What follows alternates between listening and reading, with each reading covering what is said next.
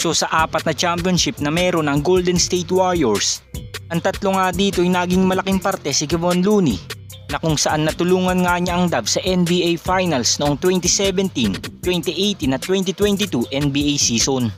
At ngayong hindi nga nakapasok ang Golden State Warriors ngayon sa playoffs, expected na nga na malaki ang babaguhin sa kanilang lineup. At sa pagbabagong ito ay nagdesisyon na nga ang Warriors front office dahil ayon nga mismo kay Tim Kawakami ng The Athletic, ikakat na nga si Kevon Looney sa lineup ng Golden State Warriors sa darating na season. At ibig sabihin nga lang nito ay pwedeng maging option ng Warriors na i-trade ito sa kahit anumang team upang magkaroon nga sila ng mga panibagong pyesa na tutulong sa 2-time MVP na si Stephen Curry.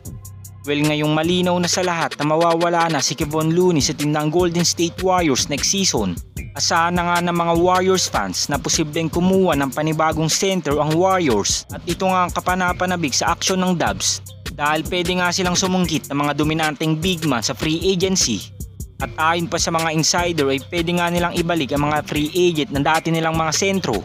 At ito nga ay sila DeMarcus Cousins, James Wiseman, Damian Jones at JaVale McGee. Ngunit ito ay mga suggestion lamang ng mga insiders at nakadepende pa nga din sa Golden State Warriors kung sinong player ang kukunin nila dahil ang priority nga ng kanilang team ay mabigyan ng katulong si Steph next season. At hindi nga natin alam kung ano ang pinaplano ng general manager ng Dubs dahil kung tatanggalin nga lang nila si Kevon Looney para mabigyan ng kontrata si Klay Thompson, siguradong malaking problema na naman ito sa kanilang team dahil hindi na nga sila makakakita ng katulad ni Kevon Looney na halos naglalaro ng buong regular season at talagang masipag din itong kumuha ng mga rebounds. Ngunit ang problema nga lang sa kanyang laruan ay may kabagalan nitong dumepensa at hindi rin sakto ang kanyang height bilang center. Ganun pa man, sana nga ay maging successful pa rin ang karir ni Kevon Looney sa ibang team kung sakaling maite-trade siya ng Warriors. At wala na nga rin siyang dapat pang patunayan pa dahil nagkampiyon na nga siya ng 3 beses sa team ng Golden State Warriors. At naging memorable pa nga ang laruan ni Kevon Looney sa championship run nila noong 2022 NBA season na kung saan siya nga tumutulong kay Steph noon sa playoffs dahil sa almost double-double nitong performance. Samantala sa unti-unti namang pagbalasa ng Warriors ng kanilang lineup, ibinalita naman ni Marcus Thompson, writer ng NBC Sports Bay Area,